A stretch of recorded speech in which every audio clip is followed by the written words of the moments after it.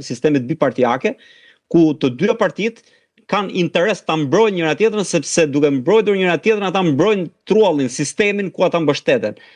Praktikisht Berisha tashmë e di që nuk fiton dot kundër Ramës dhe nuk mund të ketë, është praktikisht e pa logjikshme politikisht të ketë luftë me Ramën. Dhe duke qenë se ai është qartëzi i pa ta mundë Ramën, atëherë më fal se me kufjet nuk dëgjoj sallën dhe ndoshta flas kështu në monolog. Regjia na ndihmon. Po me këtë do ketë debat tjetër ose armik politik tjetër. Okej. Nuk është besoj se ka të tjerë apo.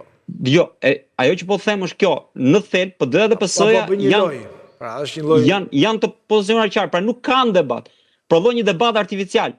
Dhe sigurisht që duhet të ketë debat politik, po debati politik duhet të jetë për gjëra të cilat kanë të bëjnë me qeverisjen. Debati politik në Shqipëri nuk është për gjëra që kanë të bëjnë me qeverisjen, por është për gjëra të cilat kanë të bëjnë me interesat e Sali Berishës. Me për shembull vjedhjen e votës, me sigurisht që vjedhja e votës është një debat politik i rëndësishëm. Por jo kur ti ke humbur qartazi, domethënë dhe kur ti s'ke mbajtur përgjegjësi për humbjen që ke pasur. Tani Berisha duhet të shmang përgjegjësi nga vetja për të eksportuar gjithçka, pra duke u marrë gjithkohës me atë çfarë ja vodhën.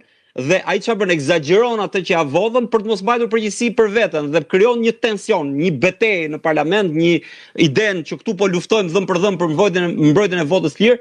Ndërkohë që edhe ai e di që s'është luftë për mbrojtjen e votës lirë, edhe qeveria di që s'është luftë për mbrojtjen e votës lirë. Pra është një autor caktuar kanë quajtur wrestling, pra është një në catch që kemi parë që futen në ring dy palë, bëjnë sikur zihen, thjesht për ta argëtuar potencinë. Në wrestling bëjnë sikur zihen, njerëzit i besojnë, të gjithë janë të gëzuar, po nuk besoj që është kështu te kampi demokrat, apo jo Logu?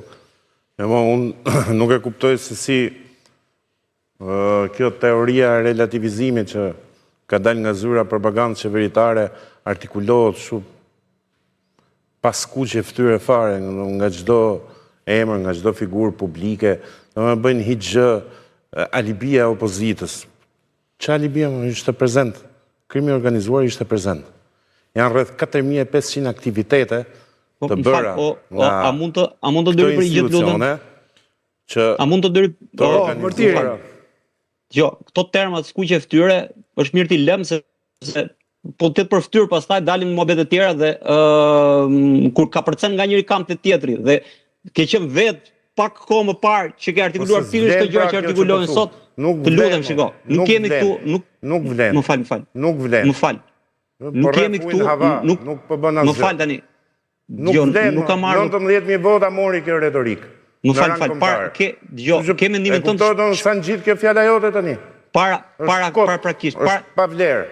Më dëgjoj një sekond, para se të bëjmë debatin. Është pa vlerë.